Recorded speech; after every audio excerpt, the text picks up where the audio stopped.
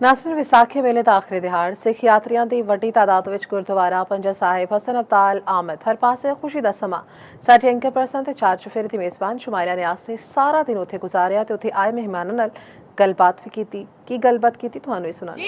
ਜਿਵੇਂ ਕਿ ਤੁਹਾਨੂੰ ਪਤਾ ਹੈ ਕਿ ਇਸ ਟਾਈਮ मैं बिल्कुल भी अपने स्टूडियो में मौजूद नहीं हैगी। ऑब्वियसली एक कम से कम 6-7 के अंदर ट्रैवल करके मैं गुरुद्वारा पंजा साहब हसन अब्दाल आई हुई हाँ ये सारा प्रोग्राम कंडक्ट करने वास्ते।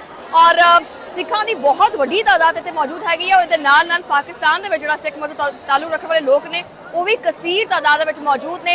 ਇਹਦੇ ਨਾਲ ਮੈਂ ਅਗਰ ਤੁਹਾਨੂੰ ਸਿਕਿਉਰਿਟੀ ਦੇ ਇੰਤਜ਼ਾਮਾਤ ਦੀ ਅਗਰ ਗੱਲ ਦੱਸਾਂ ਤਾਂ ਸਿਕਿਉਰਿਟੀ ਦੇ ਬੜੇ ਬਿਹਤਰੀਨ ਇੰਤਜ਼ਾਮਾਤ ਕੀਤੇ ਗਏ ਨੇ ਔਰ ਲੰਗਰ ਖਾਣੇ ਦਾ ਬਿਹਤਰੀਨ ਜਿਹੜਾ ਨਾ ਉਹ ਇੰਤਜ਼ਾਮ ਕੀਤਾ ਗਿਆ ਔਰ ਗੁਰਦੁਆਰੇ ਦੀ ਜਿਹੜੀ ਤਜ਼ੀਨੋ ਆਰਾਇਸ਼ ਹੈ ਉਹ ਵੀ ਬੜੀ ਖੂਬਸੂਰਤੀ ਨਾਲ ਕੀਤੀ ਗਈ ਹੈ। ਇਹਦੇ ਨਾਲ ਮੈਂ ਇੱਕ ਚੀਜ਼ ਹੋਰ ਰਿਪੋਰਟ ਕਰਦੀ ਜਾਵਾਂ ਕਿ ਜਿਹੜੇ ਇੱਥੇ ਮੇਰੇ ਪਿੱਛੇ ਤੁਸੀਂ ਅਗਰ ਦੇਖ ਸਕੋ ਕਿ ਲੜਕੀਆਂ ਜਿਸ ਤਰ੍ਹਾਂ ਮੂਵ ਕਰਦੀਆਂ ਪਈਆਂ ਨੇ ਬੜੀਆਂ ਸਜੀਆਂ ਸਵਰੀਆਂ ਹੋਈਆਂ ਤਿਆਰ ਸ਼ਿਆਰ ਹੋਈਆਂ ਚੂੜੀਆਂ ਛੁੜੀਆਂ ਪਾਈਆਂ ਹੋਈਆਂ ਉਹਨਾਂ ਨੇ ਝੁਮਕੇ ਪਾਏ ਹੋਏ ਆ।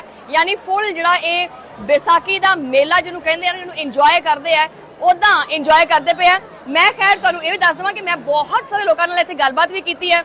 ਲੋਕਾਂ ਨੇ ਬਹੁਤ ਹੀ ਪੋਜ਼ਿਟਿਵ ਜਿਹੜਾ ਨਾ ਉਹ ਰਿਮਾਰਕਸ ਦਿੱਤੇ ਨੇ ਪਾਕਿਸਤਾਨ ਦੀ ਮਹਿਮਾਨ ਨਵਾਜ਼ੀ ਨੂੰ ਔਰ ਮੇਜ਼ਬਾਨੀ ਨੂੰ। ਔਰ ਇਹਦੇ ਨਾਲ ਇਸ ਤੋਂ ਪਹਿਲੇ ਮੈਂ ਹਮੇਸ਼ਾ ਤਰ੍ਹਾਂ ਮੈਂ ਹੀ ਸ਼ੁਰੂ ਹੋ ਜਾਵਾਂ ਇੱਕ ਯਾਤਰੀ ਮੇਰੇ ਨਾਲ ਜਿਹੜੇ ਇੰਡੀਆ ਤੋਂ ਆਏ ਨੇ ਉਹਨਾਂ ਨਾਲ ਗੱਲਬਾਤ ਕਰਦੇ ਹਾਂ ਜਾਣਦੇ ਹਾਂ ਕਿ ਉਹਨਾਂ ਦੇ ਕੀ ਤਾਸੁਰਾਤ ਨੇ ਕਿਉਂਕਿ ਆਪਣੋ ਮੂੰਹ ਤਾਰੀਫ ਕੁਝ ਹੋਰ ਹੁੰਦੀ ਹੈ ਕੋਈ ਹੋਰ ਕਰੇ ਤਾਂ ਕੋਈ ਗੱਲ ਹੋਰ ਬਣਦੀ ਹੈ। ਸਤਿ ਸ਼੍ਰੀ ਅਕਾਲ ਜੀ। ਸਤਿ ਸ਼੍ਰੀ ਅਕਾਲ ਜੀ। ਕੀ ਹਾਲ ਚਾਲ ਨੇ? ਹਾਂਜੀ ਬਹੁਤ ਠੀਕ ਹੈ ਜੀ। ਵਧੀਆ ਹੋ? ਹਾਂਜੀ ਬਹੁਤ ਮਜ਼ਾ ਆ ਰਿਹਾ ਇੱਥੇ ਆ ਕੇ? ਹਾਂਜੀ ਬਹੁਤ ਅੱਛਾ।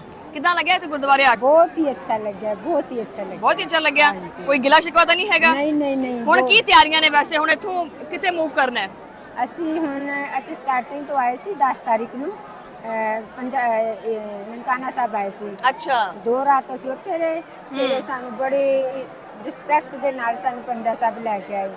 ਰਸਤੇ ਦੇ ਵਿੱਚ ਇਹਨਾਂ ਸੋਚਾ ਵੀ ਦਰਸ਼ਨ ਕਰਾਏ ਤੇ ਤੁਹਾਡੀ ਸਿਕਿਉਰਿਟੀ ਜਿਹੜੀ ਨਾ ਬਹੁਤ ਹੀ ਸਾਡੀ ਮਤਲਬ